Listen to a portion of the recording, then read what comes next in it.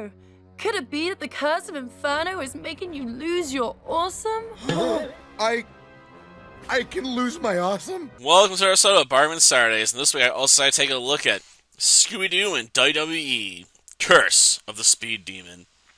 A film that, much like Scooby-Doo and Kiss, a rock and roll mystery, feels very uneven as far as the teams are concerned. I mean, the WWE superstars effectively just steal the entire movie. This isn't to say that, the Scooby Gang doesn't have anything to do, but they contribute so little towards the actual, plot and stuff that it feels like you cut them and replace them with just generic, characters. It really wouldn't have that much impact on the film as a whole. It's like they're there so the WWE can, cash in on the Scooby name. Or I guess maybe Scooby-Doo wanted to cash in on the fame of the WWE. I'm not really sure who's trying to rip off who here entirely. It's sort of like with Scooby-Doo and the Kiss movie. I'm not sure who's most trying to ride on the other's coattails. Because admittedly, Kiss and WWE have really loved the merchandise and get their name out there. So I'm kinda, it could be either or. I guess we can be nice and just say they're both trying to cash in on each other. But yeah, at least we have, the Undertaker here to help, just steal the show. I don't know, he just seems to have the most fun shtick to have while doing these animated movies. He's like the only bright spot in Surf's Up 2, an otherwise completely awful movie. Yeah, don't watch Surf's Up 2. In fact, I would be happier if I had never watched it, because that was a good rock to be living under. Just knowing it even exists, kind of just taints the first movie. Because it didn't need a sequel. And the sequel we get basically just reuses the plot of the first movie, but has way less charm and impact while it's doing it. But as far as the plot of this film goes, basically the WWE wants to do a wacky racers with $1 million prize, and the people have to the WWE superstars are competing in, teams, against other teams, the WWE superstars, in 3 races. And if you win a race, you get a 30-second head start, which kind of ruins the whole purpose of the race if you're going to let them, get miles ahead and everyone else has to try and catch back up.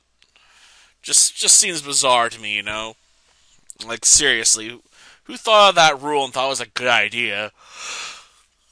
I realize, they want to give people that win, an advantage, but giving them pole position in the race seems like it would be enough, considering, you'd have to probably line these cars up, back up a bit, sort of like in NASCAR.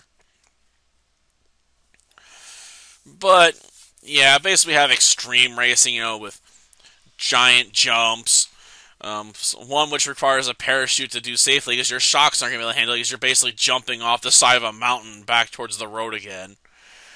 We have racing that literally goes off the beaten path and through water, because your car has to transform into a boat, and stuff like that. So yeah, we basically have supercars, because obviously WWE wrestlers can afford to have a car that can turn into a boat and can attach a parachute to itself that will allow it to float down safely from jumping off the side of a mountain, because that's just something you'd be prepared for, with your supercar.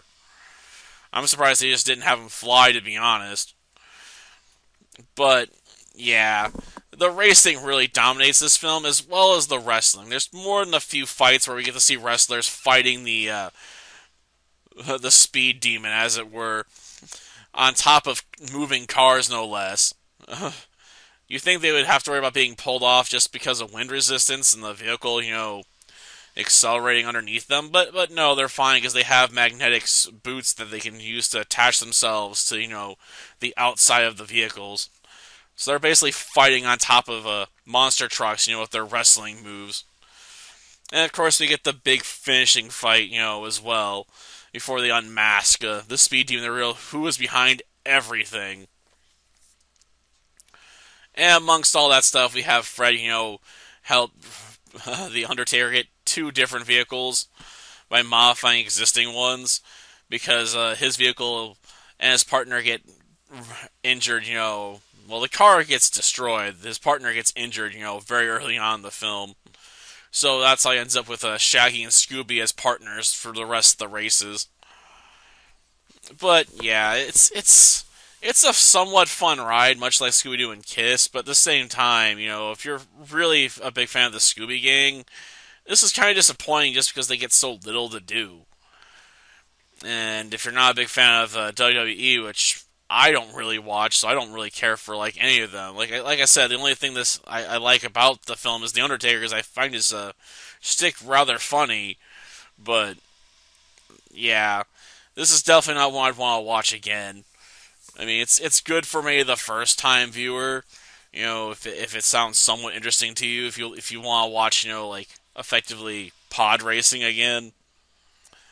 Only, yeah, I guess it really is like the pod race because we get to watch some people get just wrecked during that race, don't we? In the Phantom Menace. So yeah, if you like the pod racing scene, maybe this is more for you than, you know, if you're a Scooby or WWE fan. Till next time, then. See ya. Brace yourselves, folks. The Undertaker's about to deliver judgment.